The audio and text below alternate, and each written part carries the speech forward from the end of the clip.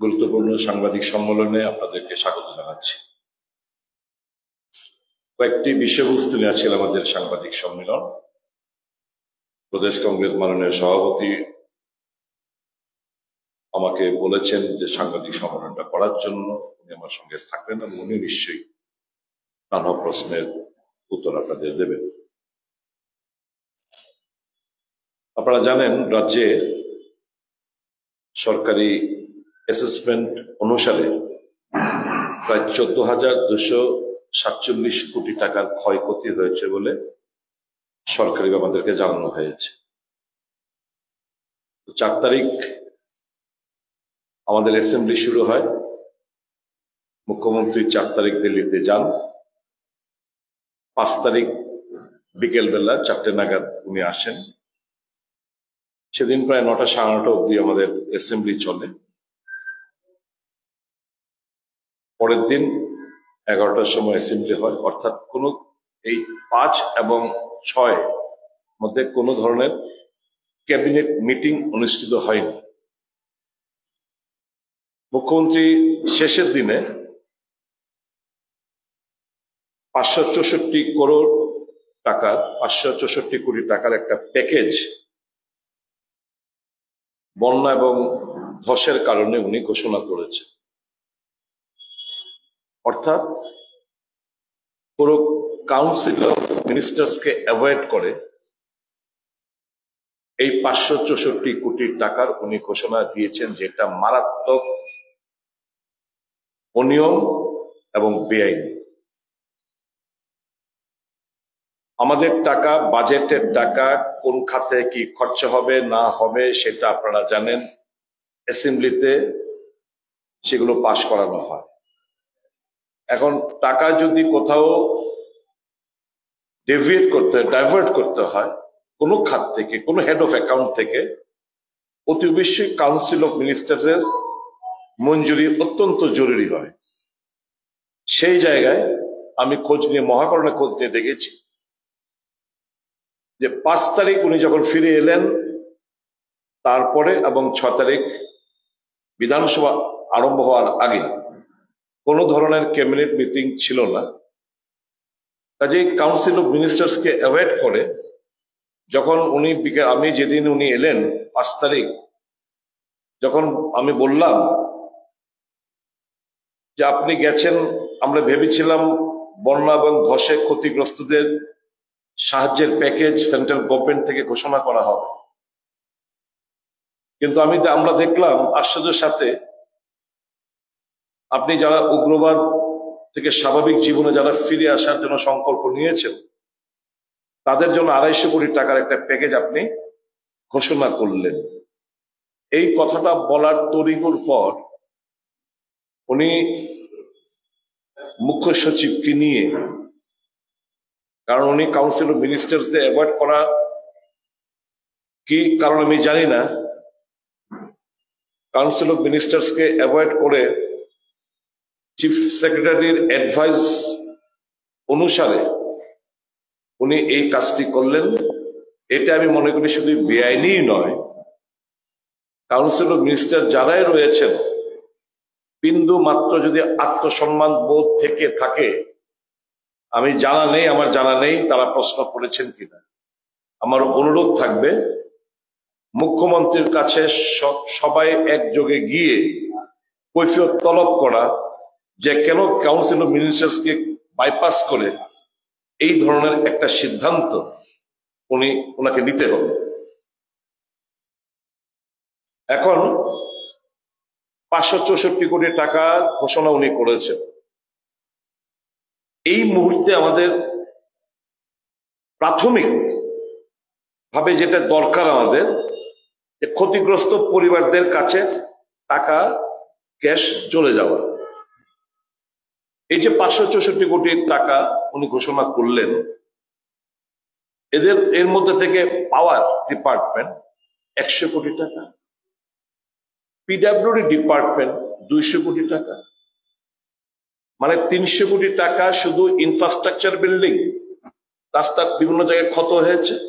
অবশ্যই এগুলোকে মেরামত করতে হবে, এর মধ্যে কোনো সন্দেহ নেই, কিন্তু প্রাইমারি আমাদের যে লক্ষ্য বিষয়বস্তুটা ছিল, যারা ক্ষতিগ্রস্ত হলেন তাদের কাছে, বিশেষ করে কৃষক, কৃষিজীবী, চাষি, মৎস্যজীবী, যারা পশুপালন করে, তাদের কাছে টাকাটা পৌঁছানোর অত্যন্ত জরুরি ছিল। এবং সেই জায়গায় আমি দেখলাম এগ্রিকালচারে মাত্র 15 কোটি টাকা, হর্টিকালচারে মাত্র 5 কোটি টাকা, অর্থাৎ দুটো মিলে আমি 20 কোটি টাকা। এবং ফিশারি, এই দুটোর মধ্যে সবচেয়ে বেশি ক্ষতি মাত্র ফিশারির মধ্যে মাত্র 10 কোটি টাকা। আমি সাংবাদিক বন্ধুরা, আপনাদের নিশ্চয়ই খেয়াল আছে, আমি বারংবার বিধানসভা অধিবেশনে এবং নট অনলি দ্যাট, সর্বদলীয় মিটিং এ সরকারের কাছে, মুখ্যমন্ত্রীর কাছে বারবার যে কোন দপ্তরে কি অ্যাসেসমেন্ট, কি ক্ষতি হলো, আলাদাভাবে হিসেবটা আমরা চাই। এই যে আপনারা অ্যাসেসমেন্ট করেছেন 14,247 কোটি টাকা, কোন দপ্তরে কি পরিমাণ ক্ষয়ক্ষতি হয়েছে সেটা জানার জন্য আমরা বারংবার সর্বদলীয় মিটিং এ এবং অ্যাসেম্বলির ভেতরে আমরা দাবি জানিয়েছি, কিন্তু কর্ণপাত করলেন না। আজ অব্দি আমরা লেজিসলেটর যারা এবং ত্রিপুরার মানুষ, সাংবাদিক বন্ধুরা, আপনাদের মধ্যে ত্রিপুরার জনগণ জানতে পারিনি যে মৎস্যজীবীরা কি পরিমাণ ক্ষতি হয়েছে, কৃষক ভাইদের কি পরিমাণ ক্ষতি হয়েছে, চাষি ভাইদের কি পরিমাণ ক্ষতি হয়েছে, এআরডি ডিপার্টমেন্টের যারা পশুপালন করে জীবিকা অর্জন করে তাদের কি পরিমাণ ক্ষতি হয়েছে, আজ অব্দি কিন্তু আমরা কেউ জানতে পারলাম না।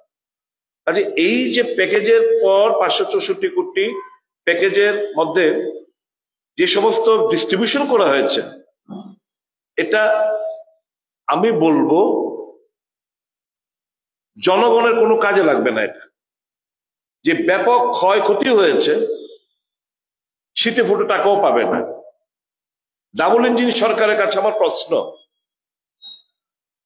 গত মাসের 20 তারিখ আর আজকে হচ্ছে 10 তারিখ, অর্থাৎ প্রায় 21 দিন চলে গেল। দাবি মোতাবেক জাতীয় বিপর্যয় ঘোষণা করলেন না, স্পেশাল প্যাকেজ দেওয়া করলেন না, সব ছেড়ে দিন। আজকের তারিখ পর্যন্ত কেন্দ্রীয় সরকার থেকে আমরা 1 টাকা আমরা পাইনি, 1 নয়া পয়সা পাইনি। যে 40 কোটি টাকা অমিত শাহ ফ্লাডের 3-4 দিন পর যেটা পাঠানো হয়েছিল, সেটা প্রতি বছর আমরা এসডিআরএফ, স্টেট ডিজাস্টার রিলিফ ফান্ডে আমরা প্রতি বছর পেয়ে থাকি। এই বছরের টাকাটা ওনারা শুধু অ্যাডভান্স আমাদেরকে দিয়ে দিয়েছেন, এইটুকুই। এছাড়া 1 টাকা এখন পর্যন্ত কেন্দ্রীয় সরকার থেকে আমরা পাইনি।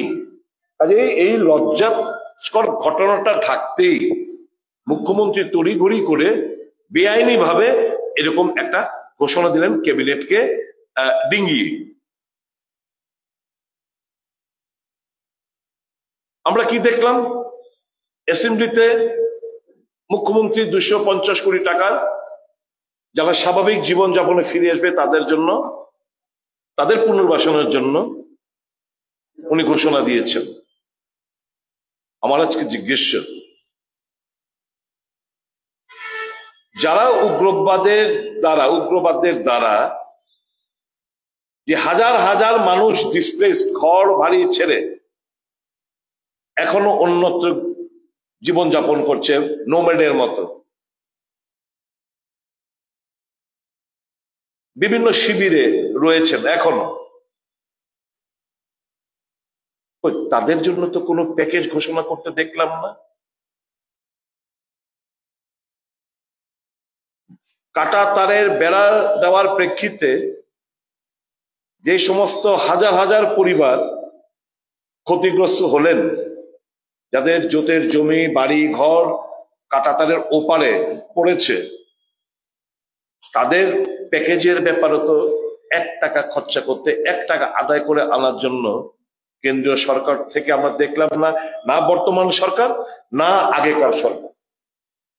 না বর্তমান সরকার না আগেকার সরকার কাউকে আমরা দেখলাম না এই ডিসপ্লেস যারা স্থানান্তরিত জাতি উপজাতি উভয় অংশের মানুষ যারা বাড়ি ঘর ফেলে উগ্রবাদদের কারণে অন্যত্রে যেতে হয়েছে, জোত জায়গা জোত জমি জোত বাড়ি ছেড়ে অন্যত্রে বসবাস করতে হচ্ছে, তাদের বেলাতে কোনো প্যাকেজ আমরা দেখতে পেলাম না। ভালো, মিজোরাম থেকে ব্রু শরণার্থীদের সেটেলমেন্ট করেছেন, আমরা সাধুবাদ জানাই, ধন্যবাদ জানাই কেন্দ্রীয় সরকারকে। কিন্তু আমার রাজ্যের স্থায়ী বাসিন্দাদের যারা বর্ন এন্ড ব্রট আপ যুগের পর যুগ ধরে যারা বসবাস করে আসছে, তাদের বেলায় তো 100 টাকার একটা প্যাকেজ ঘোষণা করতে আমরা দেখলাম না। কাঁটাতারের ক্ষতিগ্রস্ত পরিবারদের জন্য তো আমরা 100 টাকার একটা প্যাকেজ ঘোষণা করতে দেখলাম না কেন্দ্রীয় সরকার থেকে। এই ব্যাপারে বিজেপি সরকার কতটা উদাসীন। আর এরা বলে বাঙালি হিন্দুদের কথা এদের মুখে শোভা পায় না। কারণ যদি আমরা মনে করি, আমরা যদি দেখি আসামে বাঙালি হিন্দুদের অবস্থান করুণ চিত্র, কাজে এদের মুখে সমস্ত জিনিসগুলো শোভা পায় না। আমি আজকে বিনম্রতার সাথে তীব্রমথার সুপ্রিমো প্রদ্যুৎ কিশোর দেববর্মাকে আমি জিজ্ঞেস করতে চাই, মার্চের 2 তারিখ কেন্দ্রীয় সরকারের লগে তথাকথিত একটা চুক্তিতে আপনারা স্বাক্ষরিত করেছিলেন, বলেছিলেন 6 মাসের মধ্যে আপনাদের যে ডিমান্ডগুলো সেটা কেন্দ্রীয় সরকার পূর্ণ করবে, আপনাকে আশ্বস্ত করেছে। এটার এই 6 মাস এক্সপায়ারি হয়েছে সেপ্টেম্বরের 2 তারিখ। আপনি 5 তারিখ জম্পুই জেলা বিভিন্ন জায়গায় গিয়ে বললেন পটকা ফোটানোর জন্য তৈরি থাকতে। আপনি 5 তারিখ দিল্লিতে গিয়ে একটা ঘোষণা দেবেন। এক্সট্রিমিস্ট সেটেলমেন্টটাই যদি আপনার ডিমান্ডের মধ্যে এটাই যদি মূলত হয়ে থাকে যে এই এক্সট্রিমিস্ট সেটেলমেন্ট সারেন্ডার, জানি না, এখন স্বাভাবিক আমার প্রশ্ন উঠতে শুরু করেছে এই যে 250 কোটি টাকার প্যাকেজ ঘোষণা করলো, কি আর্মস এন্ড এমুনিশন, কি হাতিয়ার লে ডাউন করেছে কিংবা তারা লে ডাউন করবে সরকারের কাছে? তার উপর ভিত্তি করেই তো একটা অ্যাসেসমেন্ট করা হয়। 250 crores of rupees, নয়তো কালকে আরেকটা সেকশন অফ পিপল বাংলাদেশ ওপারে গিয়ে এই ধরনের ক্রিয়াকর্মগুলো করে তারা আবার কয়েক বছর বাদে আবার সেটেলমেন্টে আসবে। This will be a never ending process, a continuous process. কি arms and ammunition let down করবে কিংবা করেছে কিংবা করবে তারও কোনো উল্লেখ নেই। যে কথাটা বলছিলাম প্রদ্যুৎ কিশোর দেববর্মাকে, আর কতকাল আপনি সহজ সরল তিপ্রাসাকে তাদেরকে ভুল বুঝিয়ে রাজনীতির স্বার্থ চরিতার্থ করবেন? উত্তর দিন আপনি। I don't blame you, but you have fallen in a trap of laid down by the central government. আপনি তাদের ফাঁদে আপনি পা দিয়ে দিয়েছেন। তিপ্রাসার স্বার্থ বিসর্জন দিয়ে শুধু রাজনৈতিক স্বার্থ চরিতার্থ করছেন, ব্যক্তিগত কিছু স্বার্থ চরিতার্থ করছেন আপনি। আমি তিপ্রাসা বন্ধুদের বলবো, অ্যাসেম্বলিতে দেখেছেন সোশিও ইকোনমিক ডেভেলপমেন্টের জন্য ওয়ার্ল্ড ব্যাংক থেকে 1400 কোটি টাকা যে ঋণ নিয়ে কিভাবে আত্মসাৎ করছে। সেদিন বিধানসভায় বলেছি, আজকে বিধানসভায় যে কথাগুলো বলেছিলাম আমি কইতাম না কইয়া আজকে এটার সঙ্গে একটু সংযোজন করতে চাই।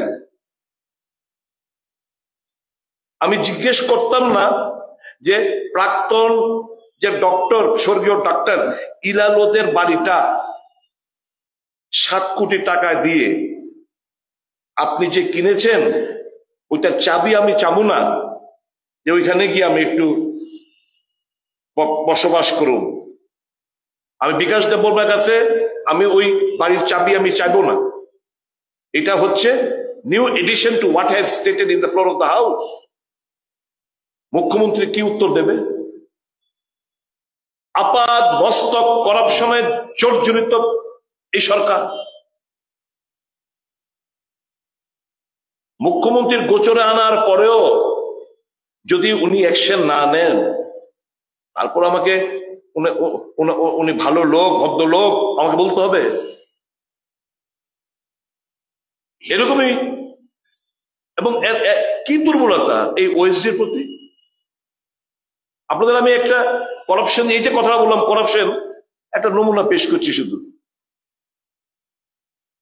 কি চলছে এবং অ্যাডভান্স বলে দিচ্ছি কি হতে যাচ্ছে।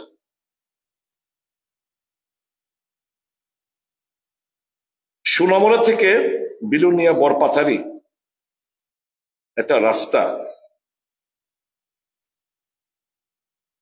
একটা রাস্তা প্রায় 45.50 কিলোমিটার। এটার একটা টেন্ডার হয়েছে।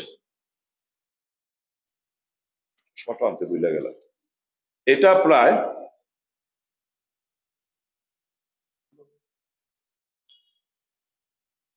220 কোটি টাকার।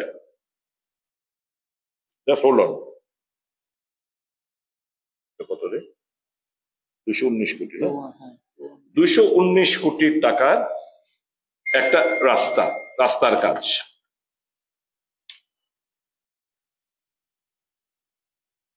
আরেকটা হচ্ছে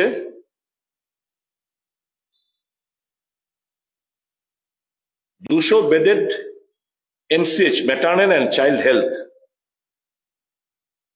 200 বেডেড, 192 কোটি টাকা।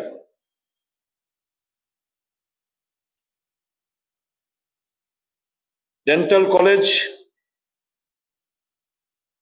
204 কোটি টাকার। এই কাজটা দরপত্র আহ্বান করেছে, জমা পড়েছে। এর মধ্যে পার্টিসিপেট করেছে civil engineers enterprise private limited. আরেকটা হচ্ছে ত্রিবেণী, এটা কলকাতার civil engineers enterprise private limited, কলকাতার একটা এজেন্সি। খুব সম্ভবত ওই যে নাইটেঙ্গেল, আমাদের ত্রিপুরা ভবনের পাশে যে নাইটেঙ্গেল যে একটা হাসপাতাল, এই হাসপাতালের মালিক হচ্ছে এটার মানে কর্ণধার। আরেকটা হচ্ছে Guwahati base Triveni construction limited. এবং আমি কোম্পানিকে বলা হয়েছে তোমাদেরকে পরে কাজ দেবো, তোমরা পার্টিসিপেট করো, কিন্তু এদেরকে সাপোর্ট করে দাও। আজকে বলে যাচ্ছি, এই যে দুইটা কোম্পানি, এই যে এখন কি অবস্থায় আছে, অবস্থাটা এই, এখন শুধু টেকনিক্যাল বিড খোলা হয়েছে। এই দুইটা কাজের টেকনিক্যাল বিড খোলা হয়েছে। ফিনান্সিয়াল বিড এখনো খোলা হয়নি। আমি চৈতের গীত মাগে গায়ে যাইতেছি। এই দুইটা কোম্পানির মধ্যে একটা কাজ তারা বন্টন করে নেব এবং হাই রেটে কাজ অ্যাওয়ার্ড হইব। This is the extent. এবং ওএসডি গুয়াহাটিতে ইদানিং যাওয়া এবং ওএসডি কলকাতাতে ইদানিং কালে যাওয়া ইঙ্গিত বহন করে এই কাজের সাথে।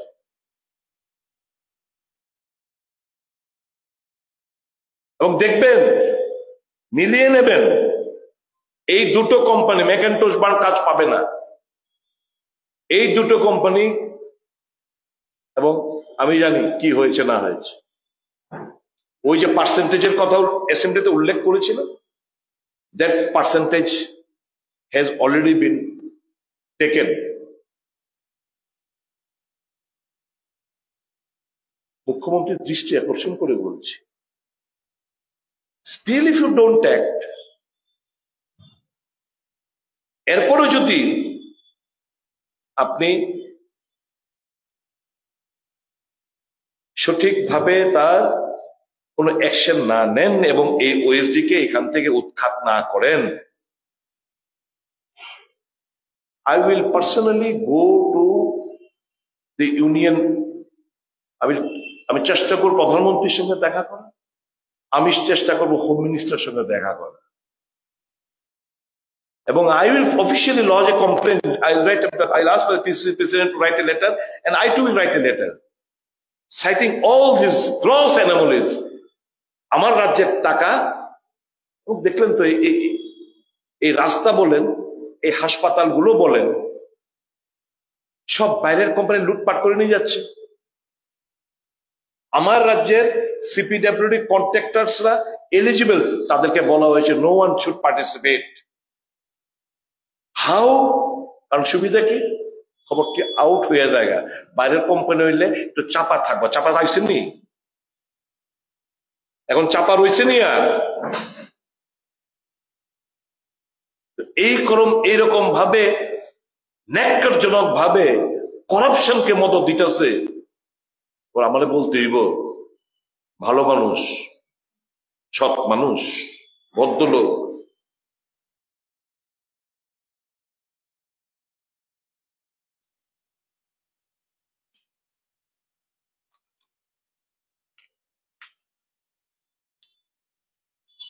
আরেকটা ইস্যু,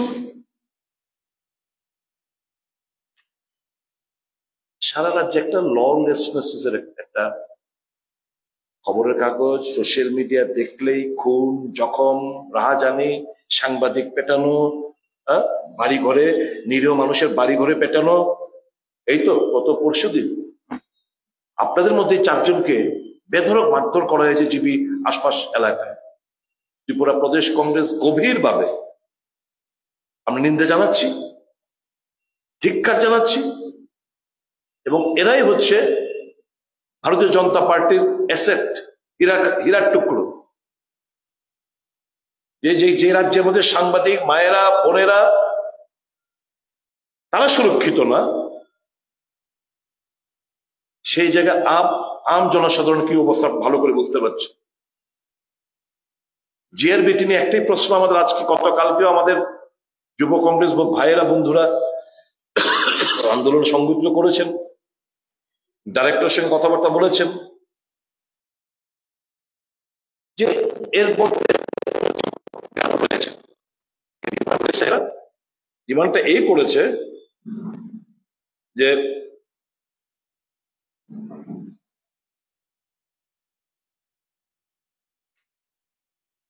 নাম্বার 1, রিটেন এর যে রেজাল্ট, রিটেনের রেজাল্টটা আলাদাভাবে প্রকাশ করো, নাম্বারগুলো দাও। মৌখিক যে পরীক্ষা, মৌখিক পরীক্ষারও রেজাল্টটা আলাদাভাবে দাও। একটা নমুনা শুধু, আমি শুধু অনেক তো খবর আসে, 1424 সিরিয়াল নাম্বার এই জিআরবিটি রেজাল্ট। একটা ক্যান্ডিডেট, তার নামটা নাই বললাম, 1424, সে হচ্ছে ওবিসি, তার রেজাল্ট বেরিয়েছে এসসির মধ্যে, সে হচ্ছে ওবিসি ক্যাটাগরির, আর রেজাল্টের নাম এসসি, ওর এসসি ক্যাটাগরি। মানে ওকে পাইয়ে দিতে হবে। কি করা যায়, ওই এসসি হিসেবে দেখিয়ে এসসির কোটা এভেল করে তাকে পাইয়ে দাও। এটা হচ্ছে দক্ষিণ জেলার জোলাইবাড়ি বিধানসভা কেন্দ্রের। আর কি দাবি করেছি আমরা, যে যারা এতগুলো বের করেছেন, অনেকে, প্রায় আমার ধারণা, ব্যক্তিগত ধারণা, 1000 খানেকের মতো লোক জয়েন করবেন। ইতিমধ্যে এরা গ্রুপ সি তে চলে গেছে একটা বিরাট অংশ বহিরাজ্যের, এরা আসবে না। কাজে ওয়েটিং লিস্ট বের করো। ওয়েটিং লিস্ট থাকলে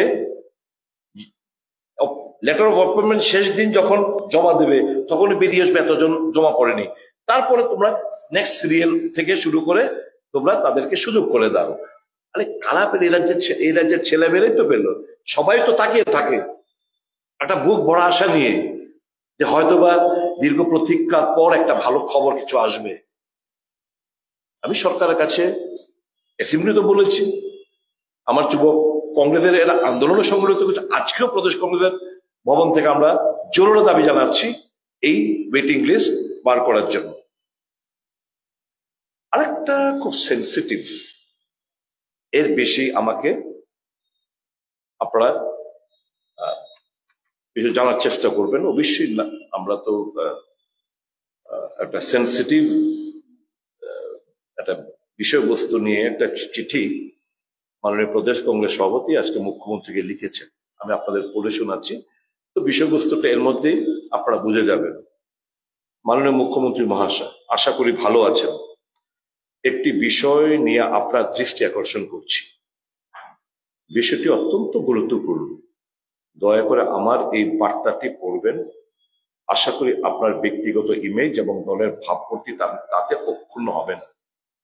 গত দুদিন ধরে রাজ্যের বিভিন্ন প্রান্ত থেকে আমার কাছে আপনার দলের 2 সক্রিয় সদস্যের নৈতিক পতনের বিভিন্ন ছবি এবং ভিডিও আসছে।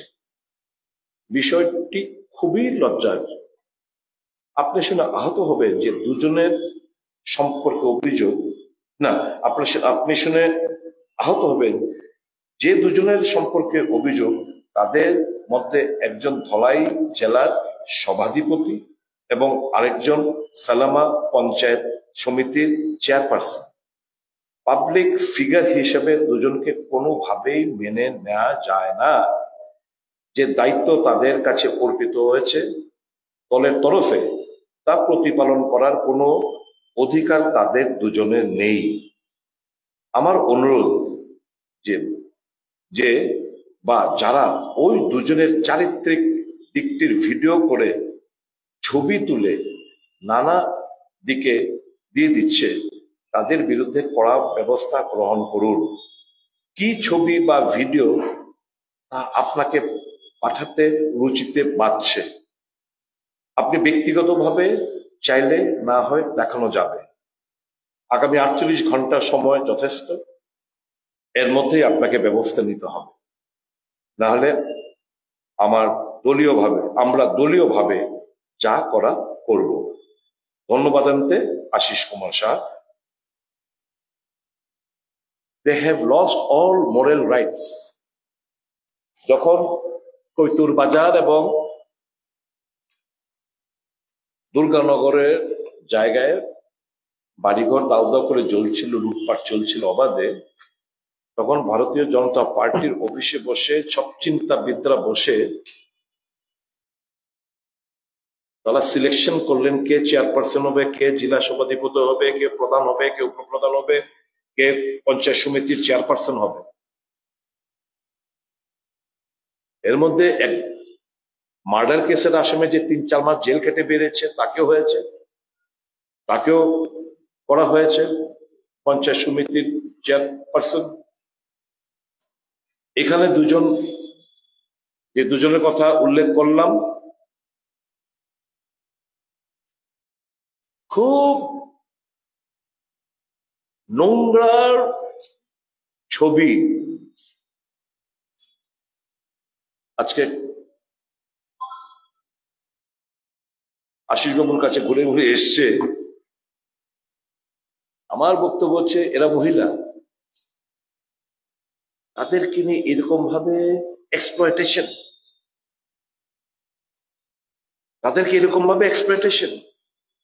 এবং কারা করলো এটা ইনভেস্টিগেশন থেকে বের করে আনতে হবে এবং দৃষ্টান্তমূলক শাস্তি প্রদান করতে হবে। এবং ইমিডিয়েটলি এই যে দুজনের ফটো বেরিয়েছে তাদের কোনো নৈতিক দায়িত্ব নেই, তাদের এই গুরুত্বপূর্ণ সাংবিধানিক পোস্টে বসে জনসেবা করার জন্য। কাজে immediately they should be asked to resign, let replacement be there, এবং যারা এই সমস্ত ন্যাক্কারজনক ঘটনার সাথে যারা জড়িত তাদেরকে খুঁজে বের করে দৃষ্টান্তমূলক শাস্তি প্রদান করবেন বলে আমরা বিশ্বাস করি। এই হচ্ছে মোটামুটি আজকের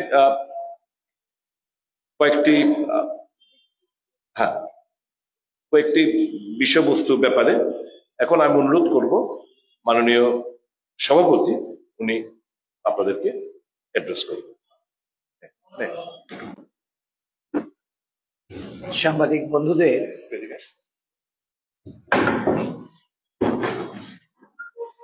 আমি স্বাগত জানাই। প্রদেশ কংগ্রেসের পক্ষ থেকে নানা বিষয়ের উপর সুদীপবাবু আলোকপাত করেছেন। তাছাড়া মাননীয় মুখ্যমন্ত্রীর বরাবরে যে আজকে চিঠির মাধ্যমে বার্তা প্রেরণ করা হয়েছে, আমি প্রত্যাশা রাখব অবিলম্বে এই বিষয়গুলি তদন্তক্রমে মাননীয় মুখ্যমন্ত্রী উনি প্রয়োজনীয় পদক্ষেপ গ্রহণ করবেন। অন্যথায় আমাদের রাজ্যবাসীর স্বার্থে রাজ্যের রাজনৈতিক বাতাবরণ প্রশাসন পরিচালনা করার ক্ষেত্রে কোনো ধরনের কলঙ্ককে এটা ঢাকার যদি প্রচেষ্টা হয় তাহলে জনসম্মুখে সেগুলিকে নিয়ে আসতে হবে। আপনাদের অবগতির জন্য জানাচ্ছি, আমাদের সর্বভারতীয় কংগ্রেস কমিটির সম্পাদক পদে সারা দেশে কংগ্রেস কমিটি পরিবর্তন হয়েছে।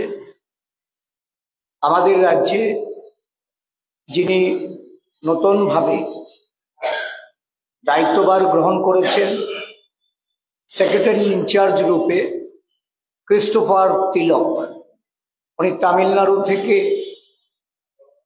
এই সেক্রেটারি পদে আমাদের রাজ্যে উনি আজকে সন্ধ্যার বিমানে আসছেন এবং আগামীকাল এবং পরশু এই দুদিন উনি রাজ্যে অবস্থান করবেন।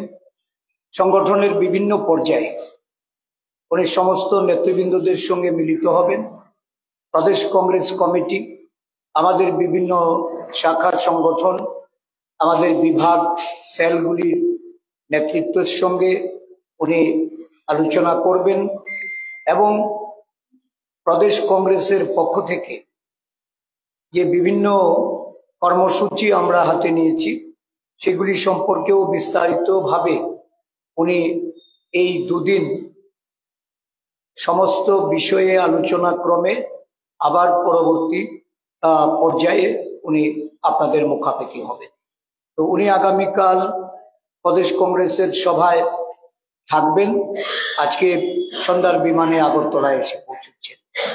এই দুদিনের সফরসূচি উনি রাজ্যের সাংগঠনিক বিষয়, বন্যা কবলিত মানুষের বর্তমান কি অবস্থা এবং রাজ্যে জুড়ে যে একটা সাম্প্রদায়িক উস্কানির হলো, আমরা এটা শাসক দলের ষড়যন্ত্রে শিকার হচ্ছে বিভিন্ন ধর্মের মানুষ, জাত সম্প্রদায়ের মানুষ, সেগুলিকে খতিয়ে দেখে আমাদের কেন্দ্রীয় নেতৃত্বের কাছে বিশদভাবে একটা রিপোর্ট তুলে ধরার জন্য উনি আসছেন। আমি প্রদেশ কংগ্রেসের পক্ষ থেকে ওনার এই সফরসূচি আপনাদের জ্ঞাতার্থে আমরা রাজ্যবাসীর সম্মুখে তুলে ধরলাম এবং আগামী দিন আপনাদের পূর্ণ সহযোগিতা আমরা কামনা করছি। ধন্যবাদ। ক্রিস্টোফার তিলক, ক্রিস্টোফার CHRI ও আজকে চেন্নাই থেকে সন্ধ্যা 7:40 বিমানে আগরতলা পৌঁছে। উনি এখন ত্রিপুরার সেক্রেটারি ইনচার্জ হিসাবে দায়িত্ব পাবেন। রাজ্যের AICC ইনচার্জ হলেন গিরিশ শোরাঙ্কর, আর সেক্রেটারি ইনচার্জ এতদিন জারিতা লাইফ লাং ছিল আমাদের রাজ্যের জন্য। জারিতা ম্যাডাম এখন ছত্তিশগড়ের দায়িত্ব পেয়েছেন। আর আমাদের রাজ্যে ক্রিস্টোফার তিলক, উনি তামিলনাড়ুর লোক, ওনাকে রাজ্যে পাঠানো হয়েছে।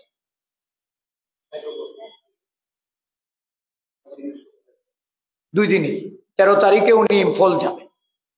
উনি মূলত 4টা রাজ্যের দায়িত্ব পেয়েছেন: ত্রিপুরা, মণিপুর, নাগাল্যান্ড এবং সিকিম। নতুন সেক্রেটারি। ধন্যবাদ সবাইকে।